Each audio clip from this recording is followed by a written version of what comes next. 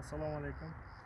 Bugun Agrobank Samarqand filiali tomonidan Samarqand tumani Shirnobod mahallasidagi 612, 626, 592 konturlarda karamning Kasper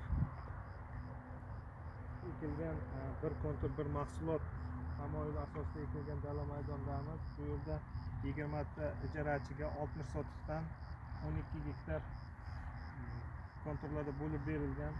Bugungi kunda karamning Kasper navi 9 aprel kuni to'liq ekib bo'linib, bugungi kunda to'liq